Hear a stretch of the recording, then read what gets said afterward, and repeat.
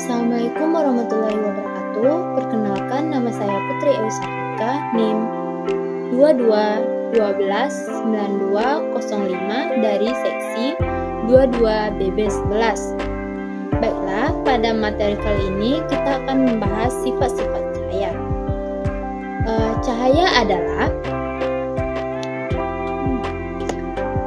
Cahaya menurut Kamus Besar Bahasa Indonesia adalah sinar atau terang yang berasal dari suatu yang bersinar seperti matahari, bulan, dan lampu. Dengan sinarnya memungkinkan mata kita untuk menangkap bayangan benda-benda yang berada di sekitarnya. Selain itu, dalam buku Rumus Fisika SMP oleh Endro Wahyono dan kawan-kawan, cahaya adalah gelombang elektronik yang dapat merambat dalam ruangan hampa.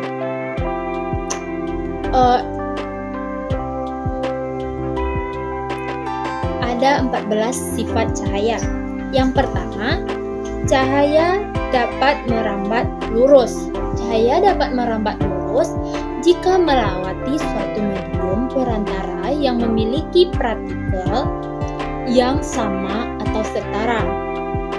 Medium perantara tersebut harus memiliki ketepatan optik yang sama agar cahaya bisa merambat lurus. Fenomena yang bisa membuktikan bahwa cahaya dapat merambat lurus adalah matahari sebagai sumber cahaya terbesar di bumi memiliki pancaran sinar yang lurus. Hal ini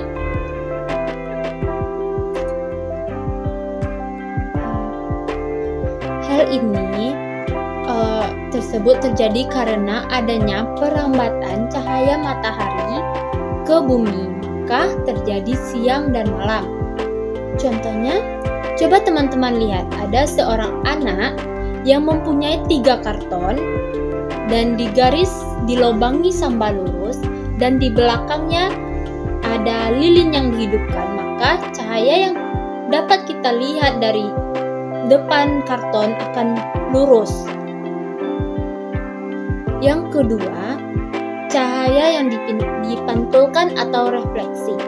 Contohnya ketika teman-teman bercermin, maka pantulan dari diri kita ada di cermin. Yang ketiga, dapat menembus benda bening. Contohnya, ketika teman-teman mau melihat lampu dengan kaca bening, maka akan dapat menembus kaca tersebut. Yang keempat, dapat mengalami interferensi. Cahaya dapat mengalami interferensi, yakni dapat digabungkan dari 2 gelombang atau lebih. Cahaya bisa merambat lebih dari 1 gelombang ke cahaya tersebut. Salah satu energi yang kuat. Contohnya, cahaya bisa merambat lewat udara, air, dan padat sekaligus dengan gelombang yang berbeda-beda.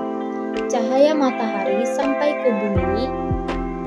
langsung ke bumi. Yang kelima, cahaya dapat dibiaskan atau dibelokkan. Contohnya, ketika teman-teman mengisi gelas bening dengan air penuh, maka teman-teman masukkan pena atau pensil, maka dari samping gelas tersebut teman-teman akan melihat pensil itu kelihatan patah.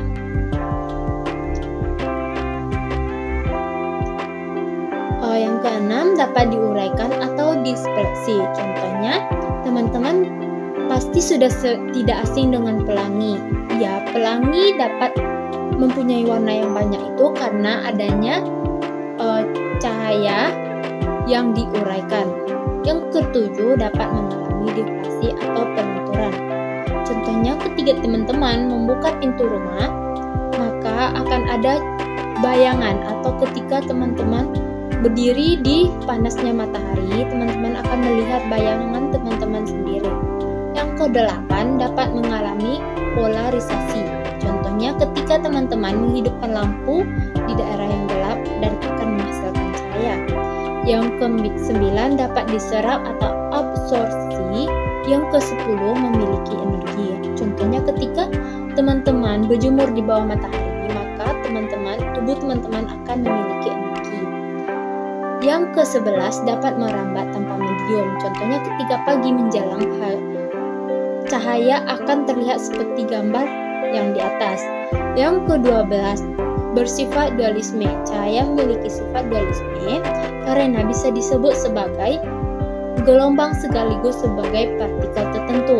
Cahaya dapat disebut sebagai sebuah gelombang karena cahaya memang memiliki panjang gelombang tertentu. Yang ke-13 dapat dipancarkan dalam bentuk radiasi. Yang ke-14 terdiri dari berbagai warna.